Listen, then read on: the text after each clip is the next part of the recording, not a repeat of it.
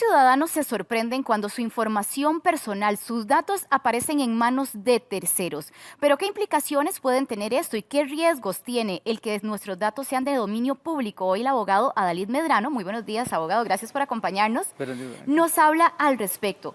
Empecemos con el hecho de que muchas personas dicen, ¿qué importa? Esto, si alguien tiene mi información, no debería tener un alto riesgo. Pero ¿qué consecuencias puede tener esto, Adalid?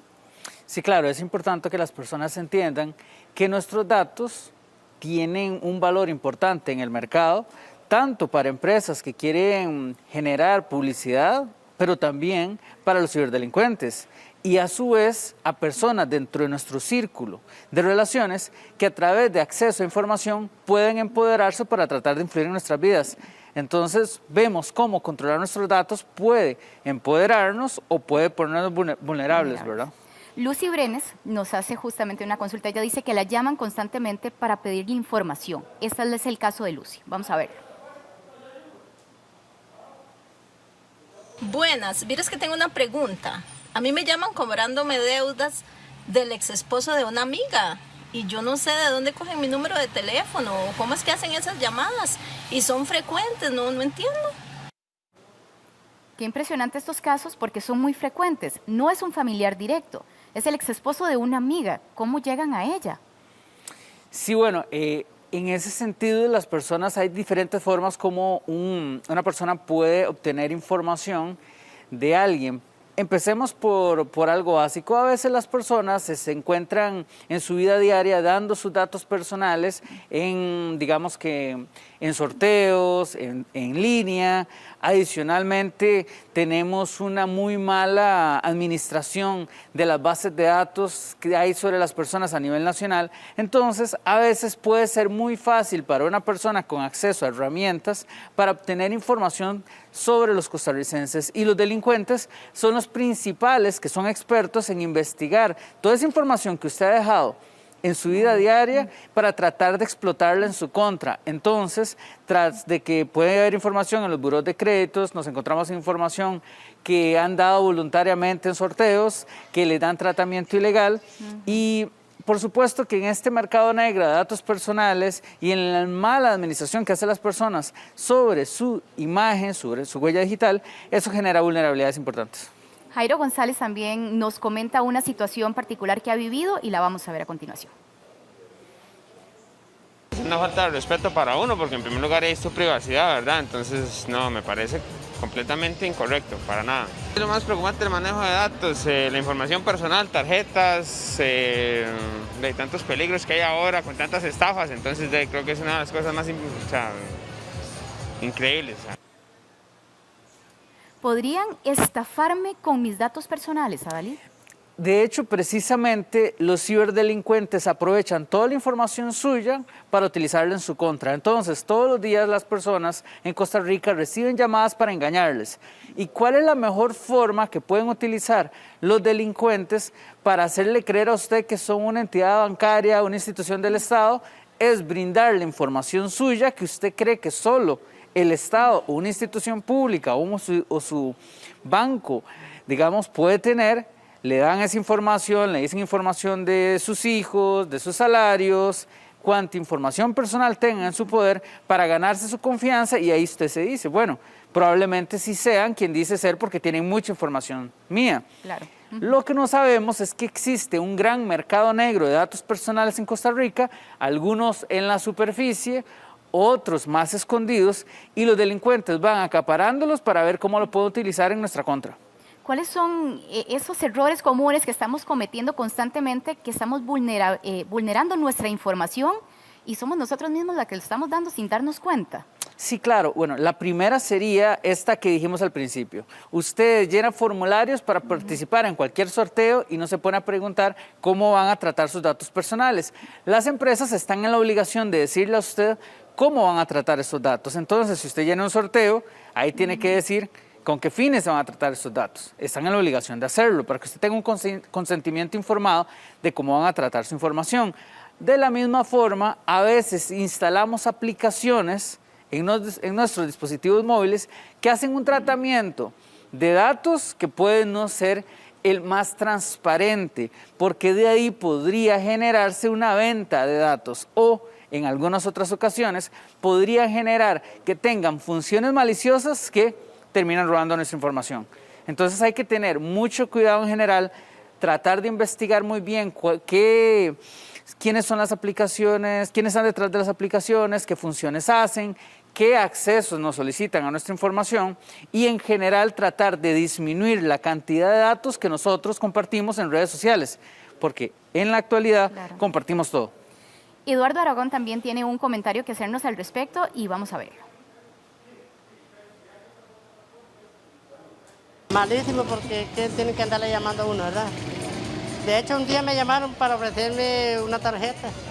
Nada que ver, esto le sacan toda la plata y lo dejan. Es privado, no puede tener los datos de uno. Bueno, cuando hablamos esta de información que Eduardo decía, es privado, no deberían tener los datos, pero los tienen.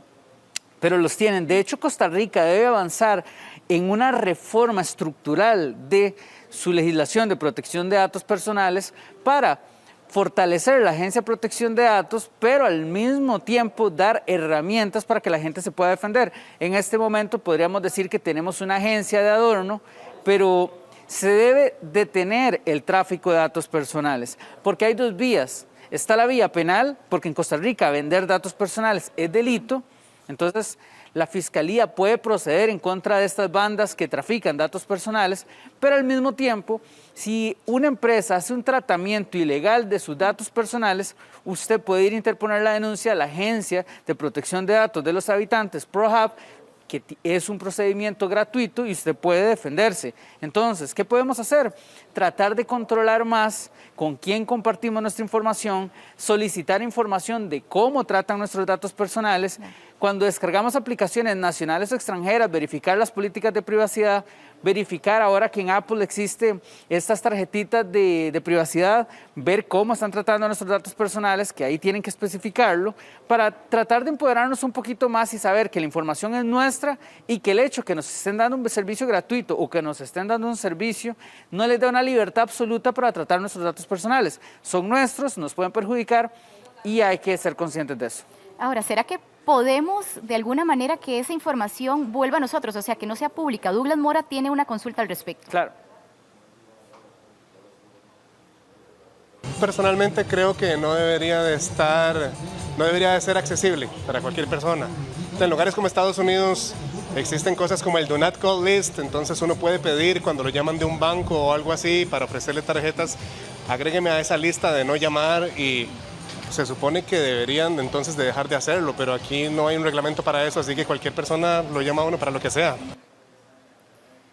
Lo que exponía Douglas en este comentario, ¿se puede hacer acá? Decirles, métame en esa lista, ya no quiero que me llamen más, no quiero que mi información sea pública. Bueno, no hay una base de datos centralizadas para que no lo llamen a uno, pero uno siempre puede ejercer su derecho de autodeterminación informativa para solicitarle a estas empresas que lo remuevan de la base de datos porque no tienen ninguna base legítima para llamarme, porque no tengo ningún contrato con ellos, porque no les he dado autorización para que me llamen previamente. Entonces, claro, uno puede decirles, por favor, remuévanme de esa lista y que si no lo cumplen, usted nuevamente puede ir a la Agencia de Protección de Datos porque lo que están haciendo es violentar su derecho a autodeterminación informativa al no permitirle que le remuevan de una base de datos que le está generando perjuicio, porque definitivamente que le están llamando de forma constante invade su privacidad, porque no todo el mundo debería tener la posibilidad de llamarle a cualquier hora, porque al final usted está en control de su información. Betsaida también tiene información al respecto sobre lo que a ella le pasó después de comprar en internet.